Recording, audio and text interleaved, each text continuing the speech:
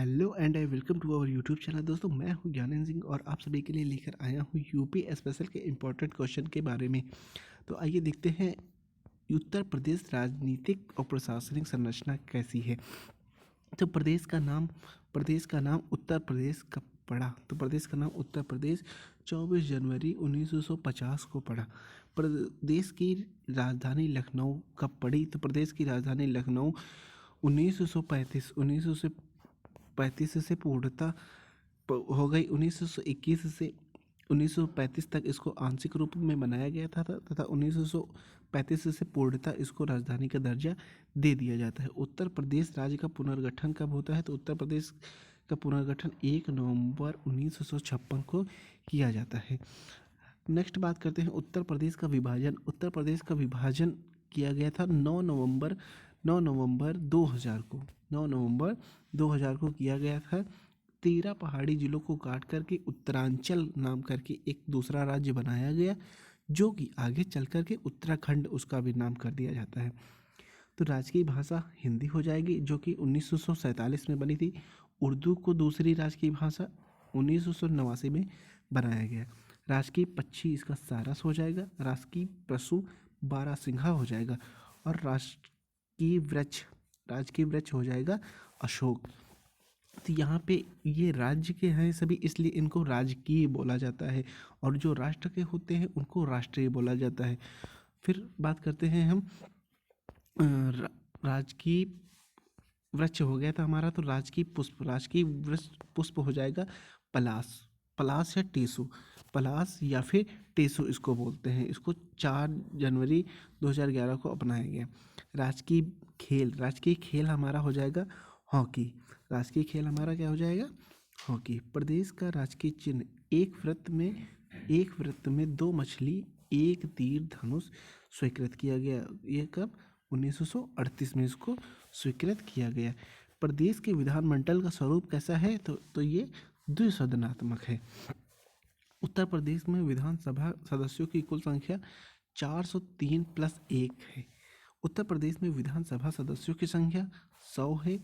लोकसभा सीटों की संख्या 80 और प्रदेश में राज्यसभा सीटों की संख्या 31 है।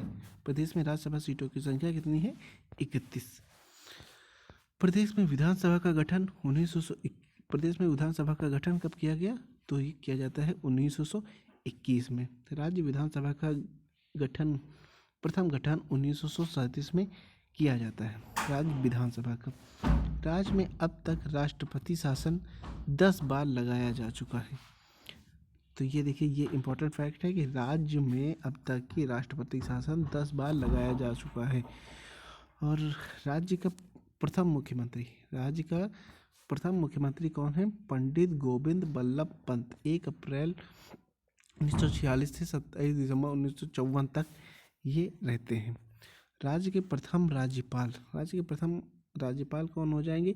श्रीमती सरोजनी नायडू जी। श्रीमती सरोजनी नायडू राज्य की प्रथम राज्यपाल हैं। राज्य की द्वितीय महिला मुख्यमंत्री सुश्री मायावती जी हैं। प्रथम विधान परिषद सभापति श्री चंद्रभाल। प्रदेश में जिले व मंडल 75 कितने जिले हैं?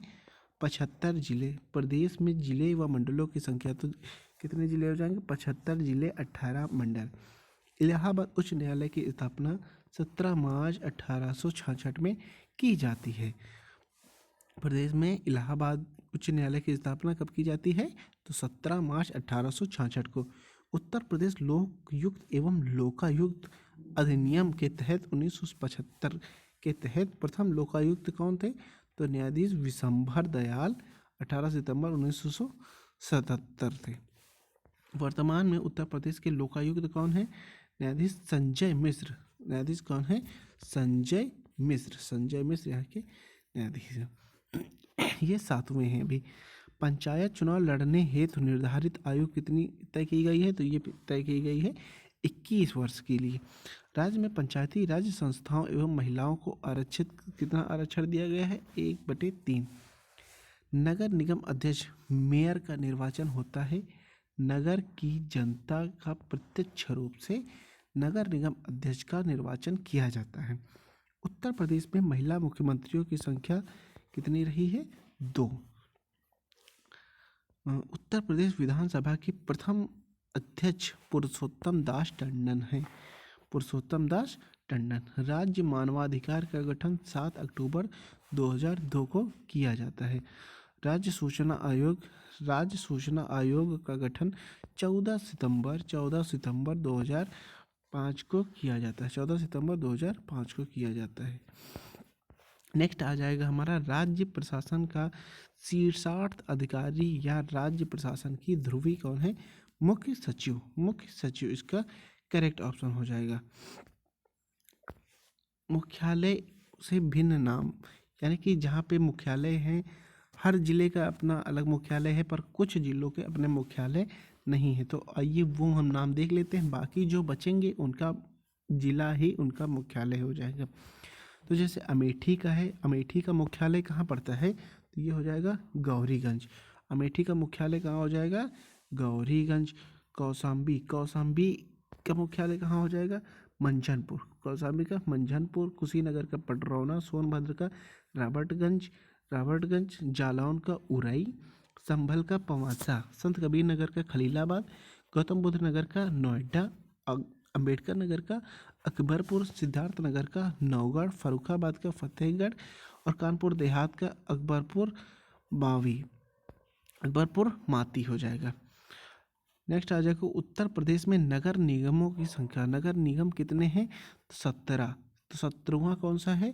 शाहजहांपुर, इसको हाल ही में बनाया गया। 16वां मथुरा है और 15वां अयोध्या। ये नगर निगमों की संख्या है 17। उत्तर प्रदेश विधानसभा चुनाव 2017 में निर्वाचित महिला सदस्यों की संख्या कितनी है? 2017 में निर्वाचित सदस्य संख्या की महिला कितनी हो जाएगी? तो ये हो जाएगी 47। बीजेपी के 36 इसमें एमएलए हैं। उत्तर प्रदेश राज्य पिछड़ा वर्ग आयोग का गठन 9 मार्च 1933 को किया जाता है।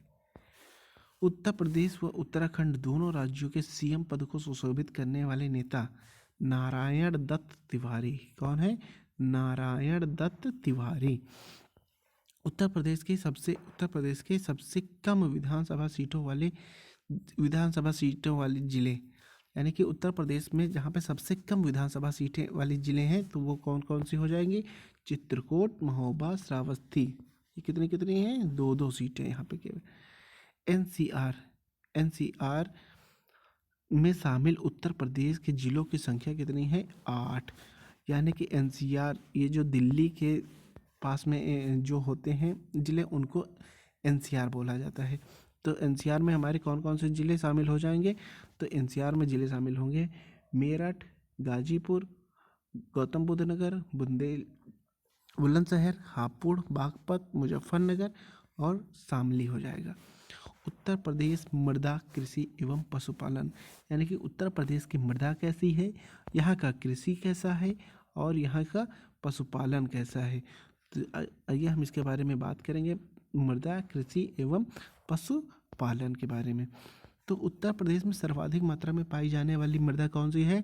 जलोढ़ मिट्टी। जलोढ़ मिट्टी कैसे पाई जाती है? क्योंकि यहाँ पे बहुत सारी नदियाँ हैं और नदियों द्वारा बहाकर लाई गई मिट्टी को जलोढ़ मिट्टी कहा जाता है। प्रदेश में कुल कृषि पारिस्थितिकी क्षेत्र कितने हैं? तो ये टोटल हो जाएंगे हमारे कितने? 20 पारिस्थितिकी क्षेत्र हैं। प्रदेश में कुल कृषि जलवायु क्षेत्रों में कितने भागों में बांटा गया है? तो इसको 9 भागों में बांटा गया है। प्रदेश में कुल मृदा समूह क्षेत्र, तो ये हो जाएगा 8। उत्तर प्रदेश अधिकतम ज्योति सीमा आरोपण अधिनियम या सीलिंग कानून लागू हुआ कब हुआ? तो ये हो जाता है 1960 में। प्रदेश में शुष्क कृषि क्षेत्र कौन सा है? बुंदेलखंड वाला राज्य को हम क्या कहते हैं? शुष्क कृषि क्षेत्र। तो बुंदेलखंड में कौन कौन से राज्य आते हैं आप लोगों को बताना है ये उत्तर में। तो मैं ही बता देता हूँ, बुंदेलखंड में आ जाएंगे ललितपुर, झांसी, जालौन, बांदा, चित्रकूट, हमीरपुर, महोबा। ये एमपी साइड के जितने भी ज़्यादातर राज्य हैं उनको हम बुंदेलखंड के नाम से जानते हैं। बुंदेलखंड और बघेलखंड 2 क्षेत्र होते हैं। तो बुंदेलखंड में ये सभी आ जाएंगे। इम्पॉर्टेंट हैं ये ललितपुर, झांसी, जालौन, बांदा, चित्रकूट, हमीरपुर और महोबा जैसे जो ज़िले हैं ये बुंदेलखंड क्षेत्र में आते हैं। प्रदेश में कुल बोए गए क्षेत्रफल पर नलकूपों के बाद सिंचाई का स्रोत कौन सा है? तो वो हो जाएगी नहरें। प्रदेश में सर्वाधिक क्षेत्र पर बोई जाने वाली फसल गेहूँ। राज्य का सर्वाधिक महत्वपूर्ण नगदी फसल हो जाएगी हमारी कौन सी? गन्ना। और गोकुल पुरस्कार योजना किससे संबंधित है? गोकुल पुरस्कार योजना किससे संबंधित है? ये हो जाएगी दुग्ध उत्पादन से। अमरूद के लिए प्रयोग एवं प्रशिक्षण केंद्र प्रयागराज। इलाहाबादी अमरूद, आप लोगों ने सुना होगा, इलाहाबादी अमरूद बहुत ही प्रसिद्ध है। किसान मित्र योजना 18 जून 2001। उत्तर प्रदेश खाद्यान्न गेहूं, गन्ना, आम, दुग्ध, मेंथा उत्पादन में है प्रथम। यानी कि प्रथम स्थान किस किस क्षेत्र में है? तो ये हो जाएगा उत्तर प्रदेश खाद्यान्न किसमें गेहूं, गन्ना, आम, दुग्ध, मेंथा यानी पिपरमेंट उत्पादन में है प्रथम स्थान इसका।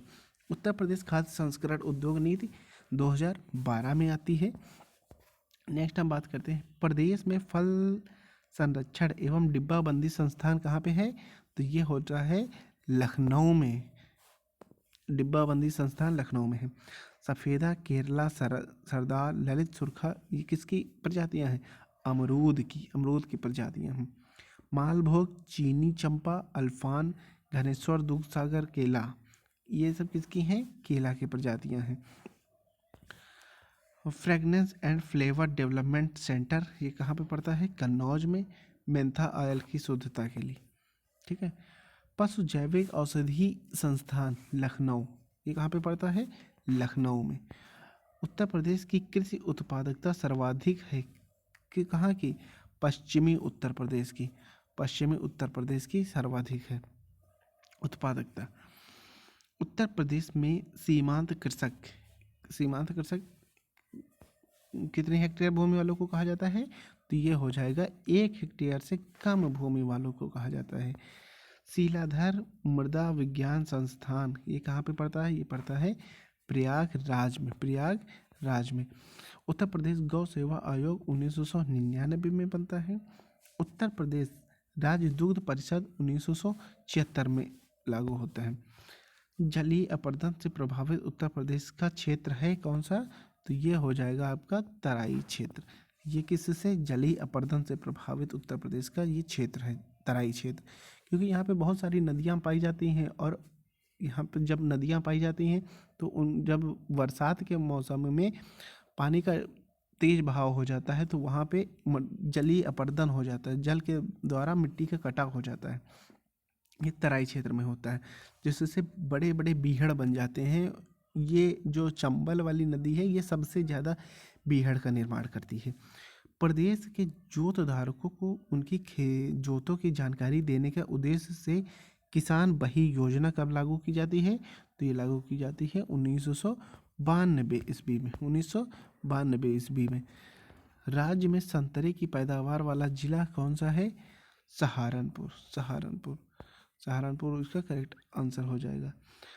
किसानों को कृषि ऋण हेतु किसान क्रेडिट कार्ड योजना का प्रारंभ 1999 से 2000 में किया जाता है। उत्तर प्रदेश परिवहन अर्थव्यवस्था उद्योग प्रमुख योजनाएं, यानी कि उत्तर प्रदेश में परिवहन अर्थव्यवस्था कैसी है, उद्योग कैसे हैं और वहाँ की प्रमुख योजनाएं क्या क्या हैं। दोस्तों अगर आप लोगों को वीडियो पसंद आ रही है तो लाइक भी करते चलें। तो नेक्स्ट हमारा हो जाएगा उत्तर प्रदेश राज्य राजमार्ग प्राधिकरण की स्थापना कब की जाती है? तो ये हो जाएगा 2004 में। प्रदेश का सबसे लंबा प्रदेश से गुजरने वाला राष्ट्रीय राजमार्ग NH2 ग्रैंड ट्रक रोड। आप लोगों से क्वेश्चन है कि GT रोड, ये जो NH2 है ग्रैंड ट्रक रोड, इसको क्या बोला जाता है? और GT रोड भी बोला जाता है। तो इसको आप लोगों को कमेंट करके बताना है कि GT रोड का निर्माण किसने कराया था। नेक्स्ट हो जाएगा देश में कुल सड़क संजाल की दृष्टि से उत्तर प्रदेश का स्थान कौन सा है? द्वितीय है। फर्स्ट किसका हो जाएगा, ये महाराष्ट्र का हो जाएगा। उत्तर प्रदेश राज्य का प्रथम एक्सप्रेसवे ग्रेटर नोएडा व नोएडा के बीच, ग्रेटर नोएडा व नोएडा के बीच में, ये उत्तर प्रदेश का राज्य का प्रथम एक्सप्रेसवे है। राष्ट्रीय राजमार्ग प्राधिकरण द्वारा निर्मित उत्तर प्रदेश व पूरब पश्चिम कॉरिडोर एक दूसरे को काटते हैं कहाँ पे, तो ये हो जाएगा, ये काटते हैं झांसी में। यमुना एक्सप्रेसवे ग्रेटर नोएडा से आगरा तक 165.5 किलोमीटर कितने जिलों से गुजरता है, तो ये गुजरता है यमुना एक्सप्रेसवे 4 जिलों से, गौतम बुद्ध नगर, अलीगढ़, मथुरा, आगरा से। नेक्स्ट हो जाएगा लखनऊ आगरा एक्सप्रेसवे 302 किलोमीटर, देश का प्रथम ग्रीन फील्ड एक्सप्रेसवे कितने जिलों से गुजरता है, तो ये हो जाएगा टोटल कितने जिलों से गुजरता है, ये हो जाएगा 10। लखनऊ से बलिया तक पूर्वांचल एक्सप्रेसवे की लंबाई कितनी है, तो ये हो जाएगी 348.1 किलोमीटर, ये भी कितने 10 जिलों से होकर के गुजरती है। बौद्ध परिक्रमा एक्सप्रेसवे बौद्ध स्थलों की यात्रा करने के लिए आरंभ की गई है। इससे जुड़े जिले कौन कौन से हैं, तो इससे जुड़े जिले हो जाएंगे कौशाम्बी, प्रयागराज, वाराणसी, गोरखपुर, लखनऊ, गया, राजगीर, वैशाली, पटना से। नेक्स्ट हमारा क्वेश्चन हो जाएगा लखनऊ प्लान का संबंध है सड़कों के विकास से संबंधी 20 वर्षीय प्लान से, सड़कों से संबंधित 20 वर्षीय प्लान 1985 में। उत्तर प्रदेश में प्रथम रेलगाड़ी चलाई गई है कब, मार्च 1859 प्रयागराज से कानपुर के बीच में चलाई जाती है। उत्तर प्रदेश में प्रथम रेलगाड़ी मार्च 1859 में चलाई जाती है। उत्तर प्रदेश में रेलवे जोन के मुख्यालय स्थित हैं, तो पूर्वोत्तर रेलवे का जोन कहाँ पे हो जाएगा, तो ये हो जाएगा गोरखपुर, और उत्तर मध्य रेलवे का हो जाएगा प्रयागराज में। भारतीय रेलवे का सबसे लंबा प्लेटफार्म ये कहाँ पे पड़ता है, ये पड़ता है गोरखपुर में। गोरखपुर का प्लेटफार्म सबसे लंबा है, प्लेटफार्म नंबर 1 1355.40 मीटर का है। डीजल इंजन निर्माण हेतु डीजल लोकोमोटिव वर्ष मडुवाडीह में।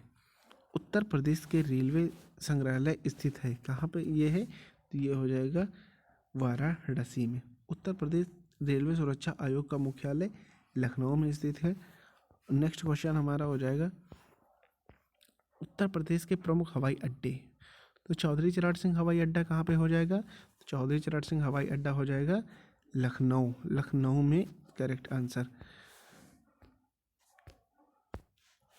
लाल बहादुर शास्त्री बावतपुर अंतर हवाई अड्डा ये हो जाएगा वाराणसी में। खेरिया हवाई अड्डा आगरा, बमरौली हवाई अड्डा प्रयागराज, चकेरी हवाई अड्डा कानपुर, फुर्सतगंज हवाई अड्डा रायबरेली, और हिंडन फुर्सतगंज के बाद आ जाएगा हिंडन हवाई अड्डा कहाँ पे पड़ता है, ये पड़ता है गाजियाबाद।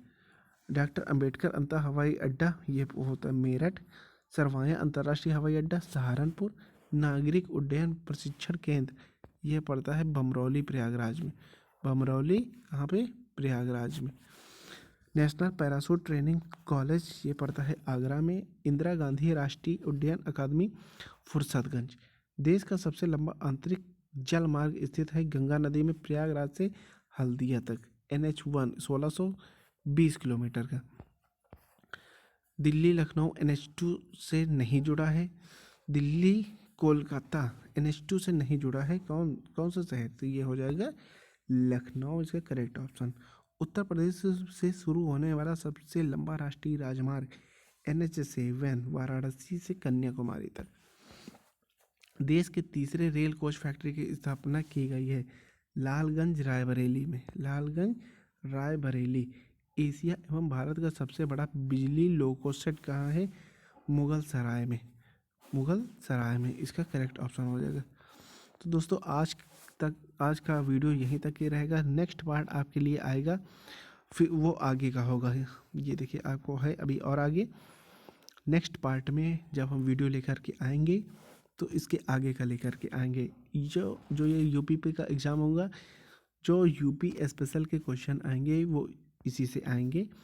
चलिए, अगर वीडियो आपको पसंद आती है तो आप लोग लाइक कीजिए, कमेंट कीजिए और सब्सक्राइब कीजिए। Thank you so much. जय हिंद।